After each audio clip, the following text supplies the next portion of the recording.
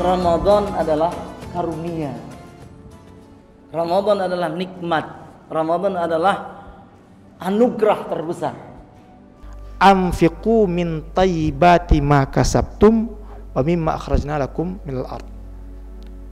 Keluarkanlah zakat itu dari usaha terbaikmu.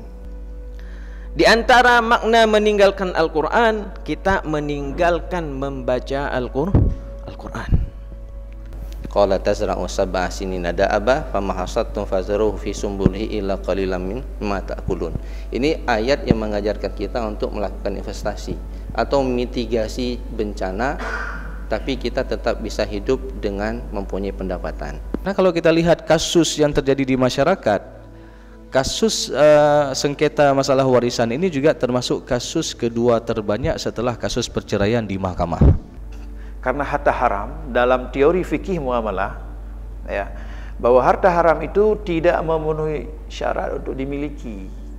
Bulan Ramadan, alhamdulillah kita akan diberikan kesehatan-kesehatan karena Nabi yang mengatakan sumu tasihu, berpuasalah kamu karena maka kamu akan mendapatkan kesehatan yang luar biasa. Baitul Mal membuat sebuah muzakarah haddul kifayah dengan haddul kafaf, batas kemiskinan dan di bawah kemiskinan di dalam Islam, ataupun disebut juga dengan fakir dengan miskin. Bahwa kalau berbuat baik itu, ya, jangan sedikit pun ada rasa ingin dilihat. Yang kedua, jangan sedikit pun ada rasa ingin buah.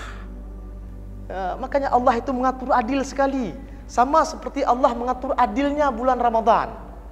Sesekali daerah Turki beramadan 17 jam.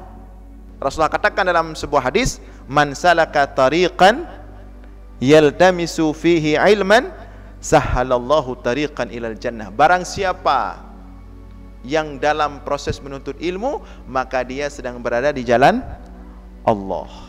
Bahkan idza dakhala al-'asr awakhir yasuddu mi'dzarahu. Rasulullah sallallahu alaihi wasallam itu mengencangkan ikat pinggangnya. Jadi menyata fikir kibang ikat pinggang. Apakah ikat kalau yang lagi tanya ikat? Kemudian yang tanya apa? Tapi yang kita fahami di sini adalah beliau menjauhi ya kenikmatan-kenikmatan. Termasuk kenikmatan tidur di rumah.